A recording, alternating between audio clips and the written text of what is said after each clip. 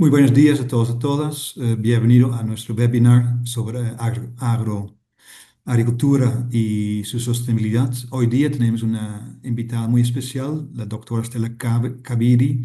Ella trabaja en un instituto relativamente famoso en Uganda y ella va a explicar hoy día su trabajo en el tema de agricultura regenerativa. Debido a que ella es de Uganda y su español es incipiente, entonces hoy día la charla va a ser en inglés. Si usted tiene preguntas sobre la prestación de doctora Kabiri, por favor, manda por mensajito mediante chat de Zoom. Y si no, también podemos hacer al final, si ustedes pueden hacer la pregunta de forma más directa. Entonces, iniciamos. Okay, welcome, Dr. Stella Kabiri. I explained that we will have a small talk with you about regenerative agriculture and about your experience in Africa. I also explained that you wrote a book about regenerative agriculture and including explaining different kinds of practices. And you're going to discuss today especially about soil management.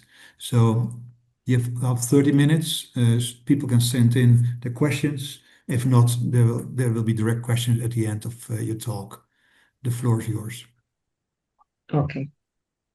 Thank you very much. I'm called Stella Kabiri, like I have been introduced, and the lead regenerative agriculture at Sasakawa Africa Association. Sasakawa Africa Association is an NGO. It is a Japanese NGO, but works in Africa. And it has been in Africa for almost 40 years now. And we work with smallholder farmers, specifically smallholder. When we talk about smallholder, we talk about people who have land. Their land is between 0.5 hectares to about 10 hectares, and maybe some with a little bit more, but mainly they are smallholders. So I wanted at Sasakawa, we call ourselves SAA. We operate in about 16 countries in Africa, but we have offices in Ethiopia, Nigeria, Mali, and Uganda. And the Strategic Partnerships Office is in Ethiopia, where I'm also located, but at the moment I am in Uganda. And we are soon opening offices in Senegal and Ghana, but we work with smallholder farmers all over Africa, and we also train extension agents at universities. We build capacity of extension agents at universities. We have a different approach of regenerative agriculture. We consider it as the core because Sasakawa has been in Africa for a very long time, but yields were decreasing. Despite all the technologies we were doing, the yields were not going as we expected. So we took, in our new strategy, we made sure that we looked at the soil and how the soil looks like. And we put regenerative agriculture as the core of our strategy, including market-oriented agriculture and nutrition-sensitive agriculture to improve food security. So we look at soil as the base. That is our starting point in which the farmers can increase their productivity. And we disseminate conservation agriculture and integrated soil fertility management practices. So what is soil health? In our terms, it is the ability of the soil to provide vital ecosystem services such as plant growth, food security, biodiversity conservation, water absorption and retention, and environmental resilience. And we also consider soil to be the most significant carbon sink, which is vital for climate change mitigation. And sufficient soil organic carbon in the absence of toxins also maintains soil health, as well as it is one of the key indicators of soil health, the soil organic carbon. That is how we consider. But the problems we have in Africa right now is that 65% of the agricultural land in sub-Saharan Africa is degraded. And then there's population pressure where there is less land per person, and also land use has become very intensive. But also fertilizer shortages. We have the lowest fertilizer applications in the world. About 22 kilograms are applied in Africa versus the global average, which is 146 kilograms per hectare.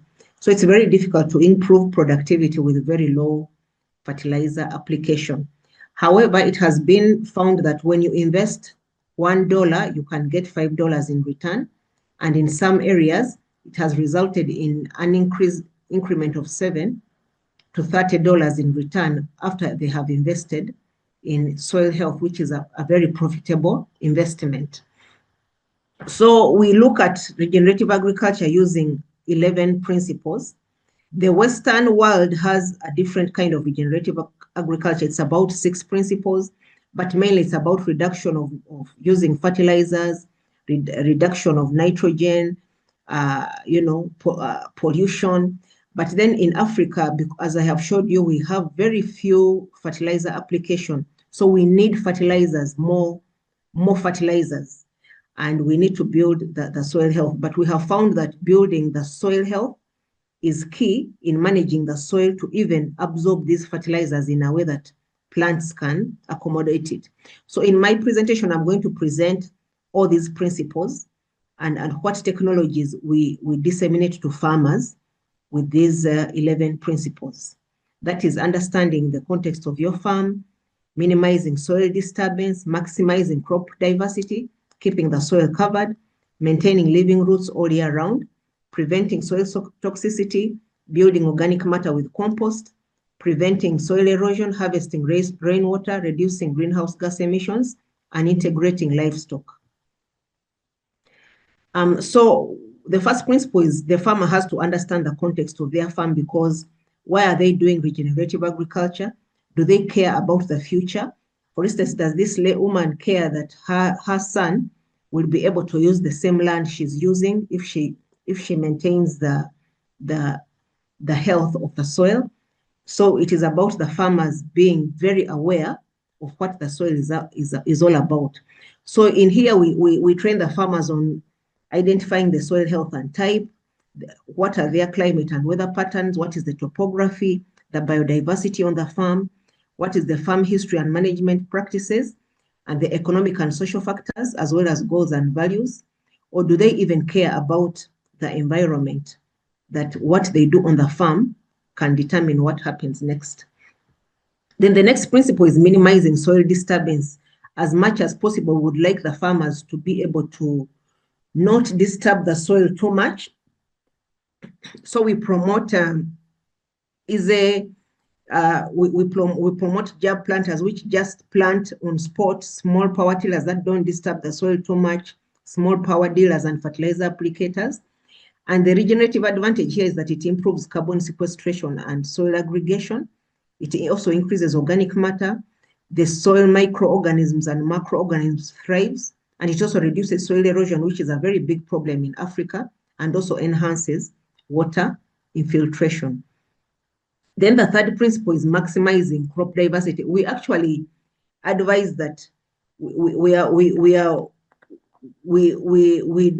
don't encourage too much of monocropping. We would like many species of crops, of plants at a go, because when the roots of these plants meet together in the soil, they do a very good thing for the soil health when you have very many multiple species, but they balance the ecosystem.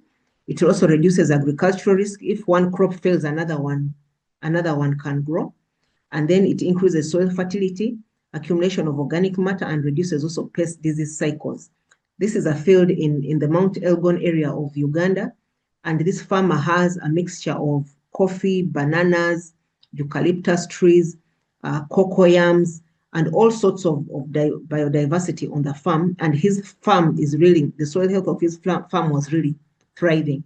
So the technologies we promote in maximizing crop diversity include cereal legume intercrops, perennial and annual intercrops, strip cropping, relay cropping, intercropped relay cropping, sequential double cropping, and high value intercrops. Here you can either mix the crops, or you can plant one crop after the other, or you can do strip cropping where you have several lines of a different crop. But the whole point is to have as many species of crops on the soil at the same time. This has been found to improve the the soil health significantly. And then we did a study in Uganda, and we found that we had at least 65% adopters. We had at least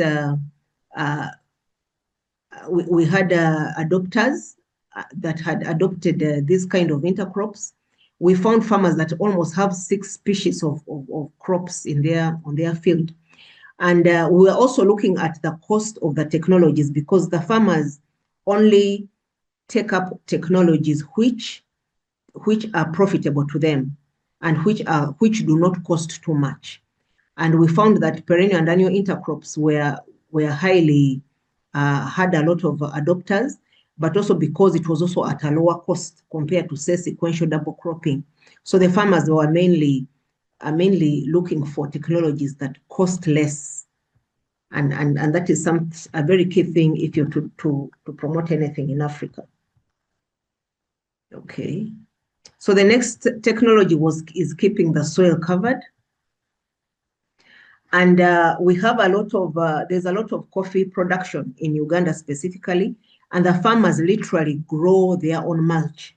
Like this farmer, for instance, had to grow maize, beans somewhere, and then he carries the mulch, the leftovers, and puts it in the coffee, because coffee is also very profitable. And the regenerative advantage of covering the soil is that it protects the soil physically and also prevents soil erosion. It also enhances the diversity of the soil pores and improves water infiltration, as well as soil aeration, and also promotes more micro and macroorganism activity.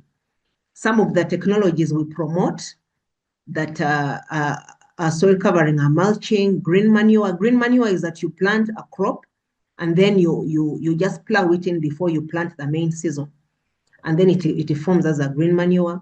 We also do living mulch, cover cropping.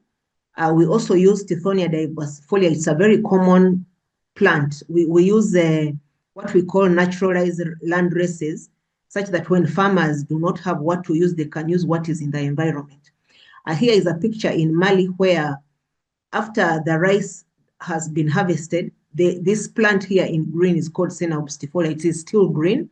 So we advise farmers to use it as a mulch, as a mulch during the dry season, because there are very dry periods in Mali where we also operate. And we have found that farmers are investing highly in mulching, and moreover, in coffee banana farming systems, low input farmers are investing substantially in mulching, up to $288 per hectare per season. And they only use it on high value crops like coffee and banana, because it's very expensive. And then rescue mulching, we call rescue mulching whereby you plant a mulch during the rainy season. For instance, you can plant napier grass or this senna or the Tithonia, and then mulch it after harvest, so that you keep your soil covered even after you have harvested. And we found at least 74 adopters who kept the soil covered. And as you have seen, mulching is one of the greatest soil covering technologies that is being adopted. And then soil adopted technologies. And then, but it is also very expensive. It was one of the most expensive at $228 per hectare per season, as compared to the others. So now we are promoting this rescue mulching. The farmer plants napier during the rainy season, and after he has harvested, he cuts it, dries it, and then puts it in his banana plantation. Because mulch is it's very difficult for farmers to keep mulch, because they use it for animal feed, they use it for building houses, and they also use it for building houses, and they also use it for what? For feeding animals. So it's very difficult to just find mulch anyhow, unless you grow it yourself. Then the 5th principle is maintaining living roots all year round. Here, we explain that roots in the soil have to be there all year round, because it maintains the soil health and also improves the productivity. I don't know why it's not moving. Okay. Okay, let's go back. Sorry. I'm having to admit people, I think somebody can.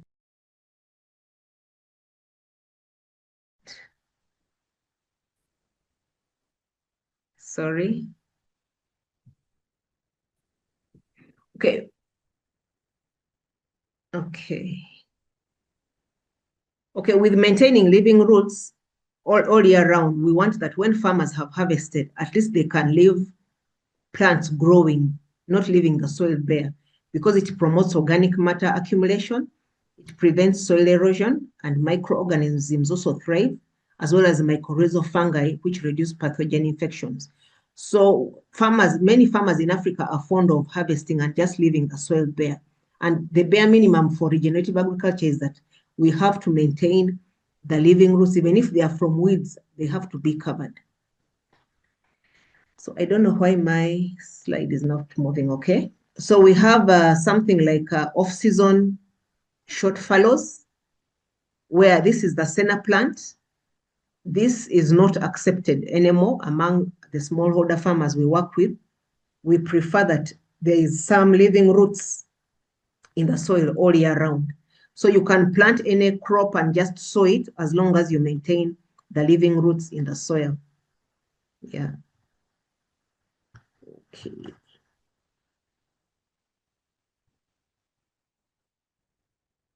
Okay, we found that 39 were adopting this technology, whereby 30 had short off-season fallows, as well as keeping the 30% had, as well as keeping the soil covered. And this technology actually had no cost. The farmer just leaves it there and he's not investing in anything. The next one is preventing soil toxicity. This is a very big problem in Africa because farmers use chemicals without really knowing how dangerous they are, especially to the soil. For instance, herbicides and pesticides. So there's a lot of training. There's a lot of training we do to make sure that the farmers are aware that their soil to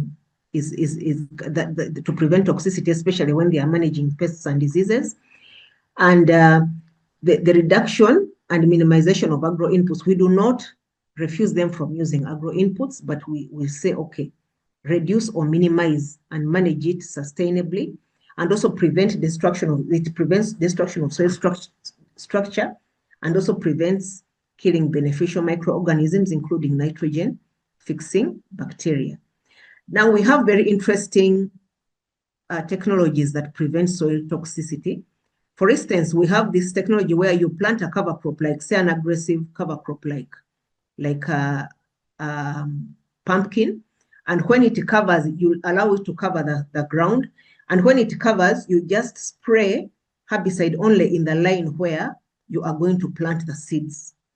So when the chemical falls, it falls on where it is not supposed to fall, it falls on the pumpkin leaves. And then when these pumpkins dies, they can be plowed into the soil as green manure. And another aggressive cover crop is lablab. So you allow it to grow, and then you only spray on the lines which you are going to drop the seed.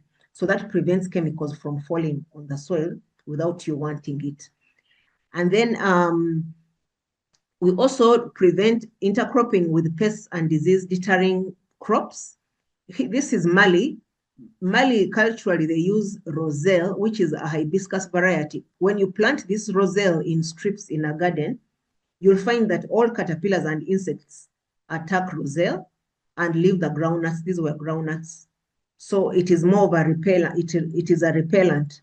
You use this roselle to capture so that all the pests come, because they prefer roselle leaves to groundnut leaves. So this has really been good at minimizing pest and diseases, and also managing the reduction of the use of chemicals. Then there's the famous push-pull technology, which was developed in Kenya, where they use bracharia grass to pull the insects in maize fields, and then they use desmodium in the middle to push away the insects.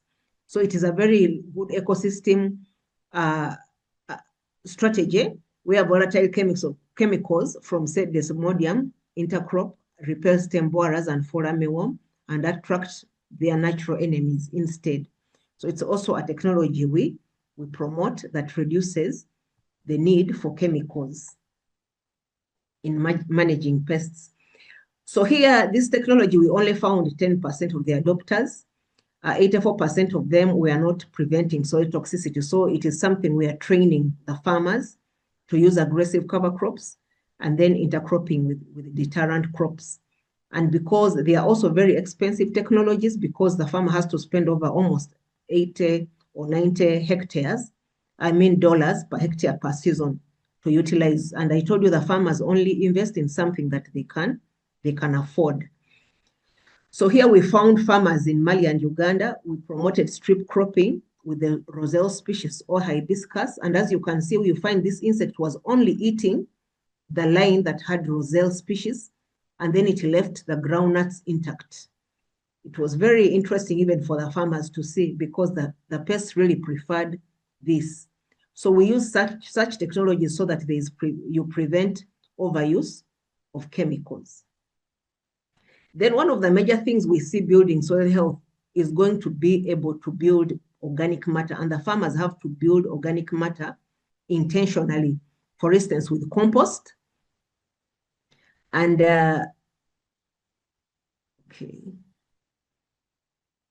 with compost. So we have technologies such as bokashi. Bokashi is a Japanese technology where they compost everything, including meat scraps, meat, to increase nitrogen, which can be found in kitchens, because most of the composting we use does not use these meat scraps. But this one has more nitrogen in it, and we need more nitrogen in the compost. It's called bokashi. We also do vermicomposting with earthworms. This is with farmers in Ethiopia, and they use just local materials. They don't need even very complicated gadgets to develop this. And then we have microdosing compost with mineral fertilizers. This was a technology developed by ICRISAT, and they just add fertilizers and you mix it with compost. So you microdose it and put it where the plant will be planted. And then we also do biochar blended compost to make sure that organic matter is built. So we have found 34 adopters who are building organic matter with compost. 34%. And most of, only 19% were microdosing compost with mineral fertilizers. Some were doing, 11% were doing compost teas, biochar blended compost. Bokashi and vermicomposting had not been taken up yet. So we are still making sure that we train the farmers on making bokashi and vermicomposting. However, microdosing compost with mineral fertilizer, we found it to be more expensive than the other technologies. And then another technology is preventing soil erosion. This one is a key thing, because when farmers do not prevent soil erosion, then all the good things you have done with the soil are washed away. So this is one of the bare minimum in regenerative agriculture, that the farmer has to prevent soil erosion. Okay.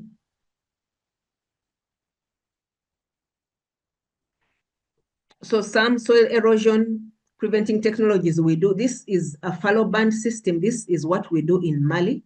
We are promoting this technology with Mali together with scientists from Japan.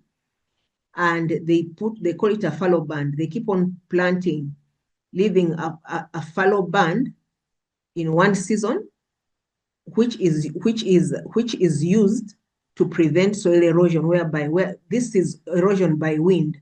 So the soil is trapped in this band that they left. And then the next season, they will shift this band to the next plot and then plant in this plot. And they have found it to be very nutritious. There's a lot of nitrogen captured and a lot of nutrients captured that that was supposed to be lost from the field. And this is something we do in Mali. Then there are contour trenches in Uganda and Ethiopia. Zai pits, we also do them in Mali, as you have seen, and also contour bands where the farmers use just stones. In regenerative agriculture, we advise the farmers to use what they have on the farm first before they are able to go to another, to get out inputs from outside. So here farmers were even just using stones that they picked in their fields to just prevent soil erosion and everything that they are doing. Okay.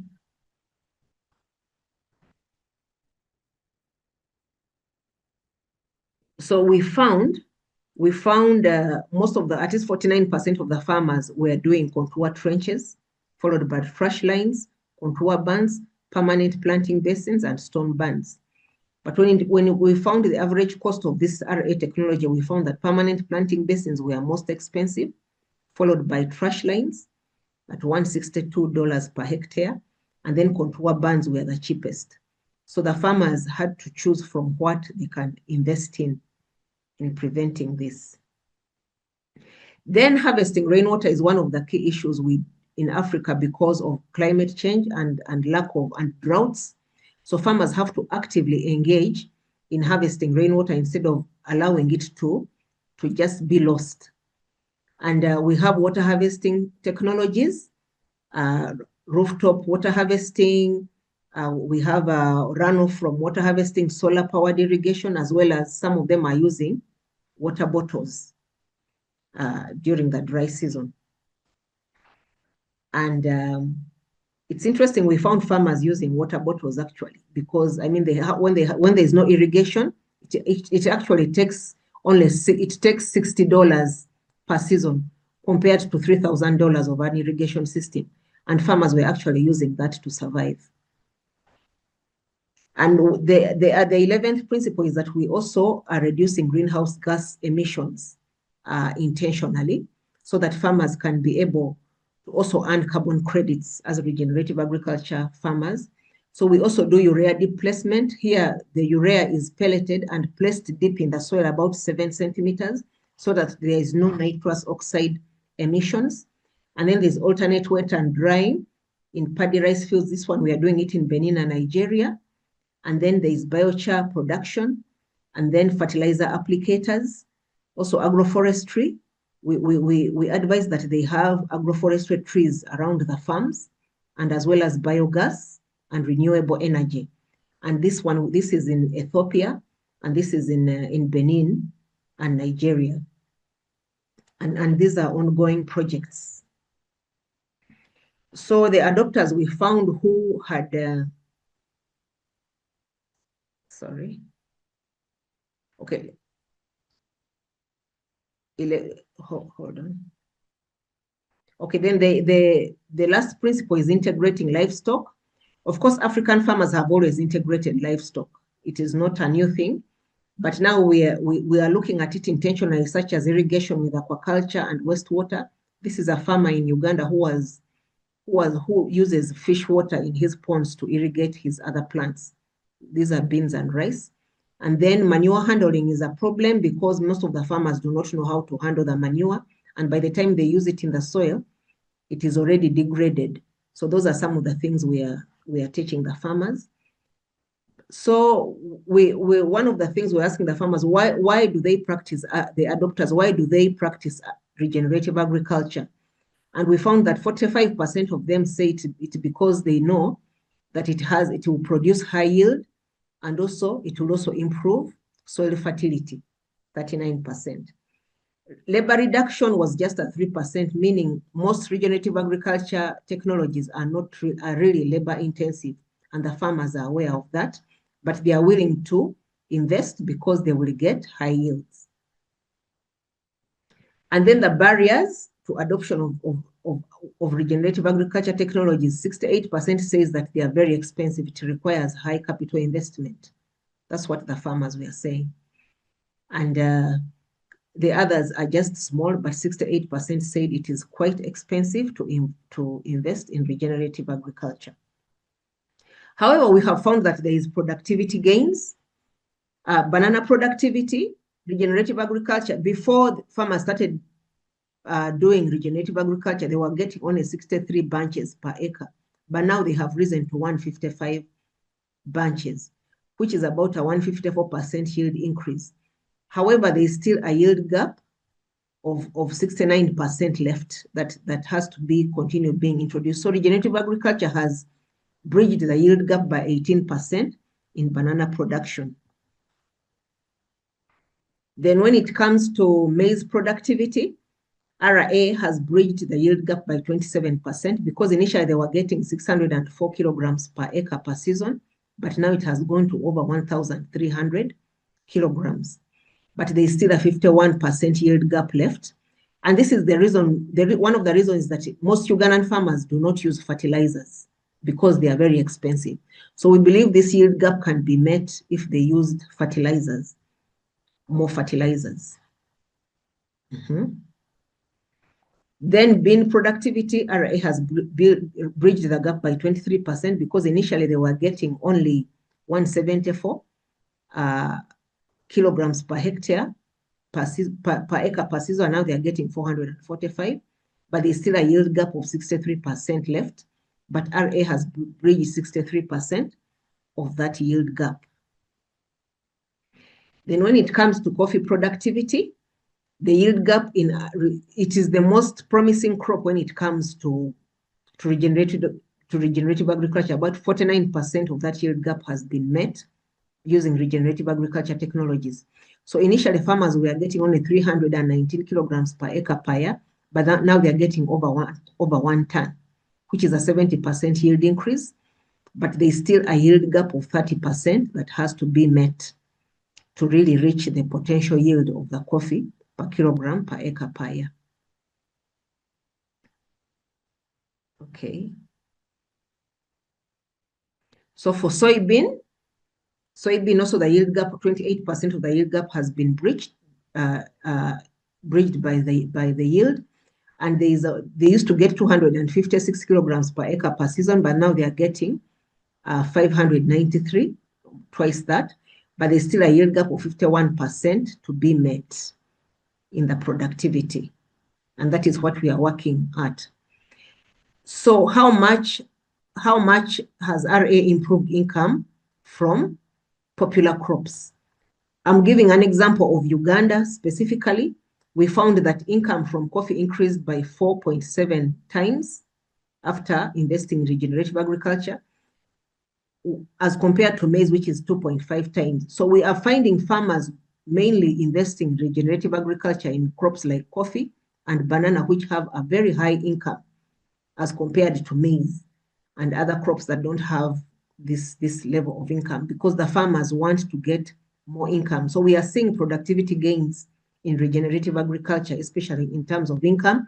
And that's the reason why the farmers are incentivized to provide the income. So the farmers are putting the money where the mouth is, and they are more likely to adopt regenerative agriculture on soybean, coffee, and bananas. But there's a 69% yield gap in banana productivity, which can be reduced with the RA technologies like microdosing compost with mineral fertilizers. So these are the technologies we want to continue promoting. Otherwise, thank you very much for listening to me, and I'll be waiting for questions. Thank you. Okay, thank you so much for the presentation. I'm a little bit surprised about knowing almost all those technology practices. We have them, I guess, all of them also in Central America, South America. I've got a couple of questions by some of the students. The first question is about the main challenges you have encountered in implementing regenerative agriculture with practices with smallholders. What are the main challenges if you start up something like this? I mean, you've already worked for 40 years on this topic, but starting from the beginning, what are the challenges? Okay. Well, there are many challenges indeed. That's a very good question, because one of the main challenges is, like I have been explaining, is that many of the regenerative agriculture technologies are expensive, and the farmers are not willing to invest in a technology which does not directly make it into a return. That is one of the main challenges. And then some of the technologies we promote, like soil covering, say mulching and they also bring in pests. And the farmers say, I see a lot of pests. And this is true because you have built the ecosystem, and therefore insects or any other organisms are going to be attracted. And so they also have to deal with that. And also another thing is that we need to do a lot of training. We need to do a lot of training because we found that despite us being this being 2025, about 56% of the farmers we have in some countries like Mali do not have a formal education up to now. So it becomes also very difficult we have to package soil health is a science. It has soil physics, soil chemistry, soil biology, and then the people who have this knowledge are not the farmers. It is professionals who are not the ones who are really looking after the soil. So one of the ways is to make sure that we really break down the message and the content so that farmers are able to understand it, even the ones who are not educated. Those are one of the main challenges we are facing. Okay. Yeah. And there's a more specific question. Which low-cost cover crops work best for small-scale farms? So what kind of low-cost cover crops are you using? Okay. Okay, the cover crops are because we work in East, West, and West Africa, the cover crops are very different, which the farmers use, because actually one of the challenges we have, especially in West Africa, is when we do a cover crop, like their cover crops are like cowpea, they like cowpea, but in the dry season, we have the nomadic cattle keepers who walk around and then they eat, their cattle eat what the farmers had left in the field. So they find it's not useful to cover the crops. But the low-cost cover crops we are using now is we look for what we call naturalized land races, which are available in the landscape, such that we are not introducing new plant species, like say Senna obstifolia, which is very common in West Africa. When other crops have been harvested and they are dry in the dry season, for it remains green. So we have also been using that as a cover crop, but we make sure we tell the farmer to harvest it before it forms seed. Because if it forms seed, it will become a weed in the next season. So it has to be plowed into the crop before it flowers when it is still green. So that way we maintain it. But we have a lot of other cover crops. We use even soybean and cowpea, and also intercropping. And then, like I was telling you about rescue mulching, what we call rescue mulching is during the rainy season, you plant the mulch on the sides of the field, like say napier grass. So after harvesting, you cut it and cover your soil during the dry season. Yeah. Okay, no, thank you. I've got another. If you have questions, si usted tiene preguntas, puede levantar la mano, hacer pregunta directa, ¿no? Si no, yo tengo un par de preguntas más en el chat. How do you measure success in soil health improvement over time? Okay. So we have we do soil measurements. That is one of them, especially in soil carbon. We do a lot of soil measurements in soil carbon. And then another thing is that we look at productivity, because at the end of the day, the farmer wants to know whether it is productive. If it is not productive, the farmer is not going to invest in it. And another thing we find that the farmers can also tell that their soil has improved according to the way it looks. So we have very easy soil testing techniques that they can use, like they can do the ribbon test to test whether the organic matter is there, where they put a little water into the soil and test it.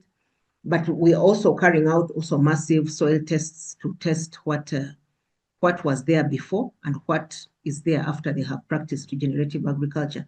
But as you know, organic carbon takes a very long time to form in the soil.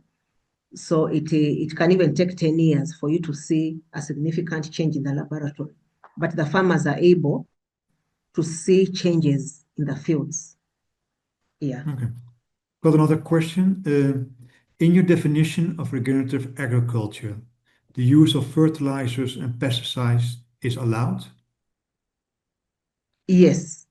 And that is the biggest difference between regenerative agriculture in the Western world and Africa, because we don't have enough fertilizers and the production is still very low. So we don't have the issues like what was happening in the Netherlands, where there is a lot of pollution because of using a lot of nitrogen fertilizers or from animal farms. So we use fertilizers, but judiciously. And because the fertilizers are scarce, we do not just broadcast them anyhow. It is put in at the spot where the plant is going to be, what we call precision agriculture. And then for the chemicals, being the tropics, there are a lot of insects, there are a lot of diseases, pests and diseases. So they have to be managed by chemicals, but we show them how to do it judiciously. What we call judiciously is carefully. Like I was showing you the technology where you first grow a cover crop and then you only spray a herbicide where you are going to plant the crop, so that you are also saving on the amount of money you're using on the chemical, but you're also preventing the toxicity that falls on the soil. So it is Okay. allowed, yes. Yeah. Yeah. This is a question just by me. So over the time, there's a reduction in the use of fertilizers because you're recovering the soil, or that takes, I guess, years. But do you have examples? Do you have experience where you see that chemical fertilizer use is reducing? One of the best examples we use in Uganda is all these farmers we interviewed, we have worked with, 75% of them do not use fertilizers because they can't afford them. But Yeah. they are using, and it's because of regenerative agriculture that they are getting these gains. 75% were not using fertilizers. But this is not something that we can do in Mali or Ethiopia, because Ethiopia has a lot of soil toxicity. They have a lot of soil acidity. So they have to keep on liming the soil before they grow the crops. And in Mali, the soil is 90% sand. The soil is sandy, it's 90% sand. So it can't hold organic matter. The water percolates very easily, and also nutrients are lost very easily. But with the time, while they're building the organic matter in the soil, things are improving. And yes, we have seen a reduction. In Uganda, it is just, the 75% of the farmers do not use fertilizers because it is the most expensive, actually, fertilizer market in Africa. It is so expensive for them. But so we promote what I was showing you with small bottle tops, precision agriculture. They have to use it judiciously where they have to use it. And as you have seen in the yields, there are yield gaps that cannot be met by regenerative agriculture alone. They have to increase the fertilizer use to reduce that yield gap that is left. Okay. I've got another question about coffee. What are you exactly doing in the production of coffee? Is it just mulch or also other kind of practices? In coffee, they are Yeah. actually doing mulch and cover cropping. They intercrop coffee with bananas. They intercrop Okay. coffee with bananas, but mainly most of it is mulching. And Okay. what we noticed is that the farmers who had mulched are able to save their crop during the dry season, during the Okay. drought. Yeah. And there's another one. Let me see. This one we had about climate circumstances. Is there a difference between applying your technology, regenerative agriculture, in wet and humid tropics? Yes. There are very many differences. Actually, the farmers we like our extremes are Mali, because the soil is 90% sand, and then other extremes are Ethiopia and Uganda. And indeed, the technologies are different because even the crops that are being grown and the farming systems are very different. So the farmers are able to do what, for instance, the zai pits and the planting, the zai pits can only be done in Mali. We don't do them in East Africa because the soil will not hold. These ones, the soil is really compacted. Then it's the nature of the soil that is very different. And that's what makes it very different with the practices in regenerative agriculture. Yeah. How, let me see the question. How is local knowledge integrated in your strategy by implementing new kind of practices? So how is local knowledge or farming Yeah, system integrated with yeah. your intervention? Okay, that's a very good question. Actually, this basket of regenerative agriculture, we combined local knowledge and scientific knowledge because regenerative agriculture has actually been practiced by African farmers for very many years. And for instance, the Zai pits in Mali are not something new. It is something they were doing many years ago because they are trying to manage the water. So it is a combination of local knowledge as well as scientific knowledge.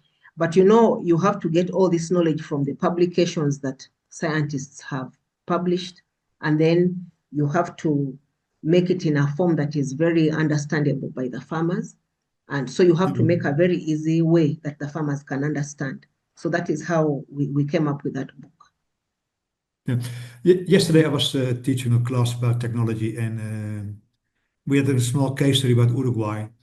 And Mm-hmm. the argument was if there's no extension officer in the field, Mm-hmm. farmers stop using the new kind of technologies. What has Mm-hmm. your experience on this? I mean, if you're in the field, farms are engaged, you come together, you organize all those meetings. What happens if, let's say, the Nippon Foundation or the Sakawa Foundation is reducing its budget, so you have to go out to the fields? What happened? What is your experience? You've already had this kind of experience. If you leave the field or leave the farm by itself, what happened with Yeah. those kind of technologies? So actually, we noticed that extension was the key driver to making the farmers adopt technologies like way back because so we work specifically with governments and then work with their extension system because without extension, because first of all, the extension system is very low. It's only in Ethiopia that we have the highest uh, number of extension numbers to farmers. It is one extension farmer and one extension agent to 250 farmers. Other countries, Uganda, Nigeria, it is between 1,500 and 2,500. So even the extension agents are not there. So we have Okay. No, so we have perfect. also This is all the question integrated. I have. I don't know if there are people Yeah, like to raise their hands and have another question. If yeah, not, I'd like to thank you, Dr. Stella Kabiri, to share your knowledge and experience in Africa with us. I yeah. think it's fascinating to find a lot of things very similar, and I guess more or less Mm. the same challenges also. Hopefully, next year maybe you can come over to Honduras, see about what we are trying to do at Zamorano. And for now,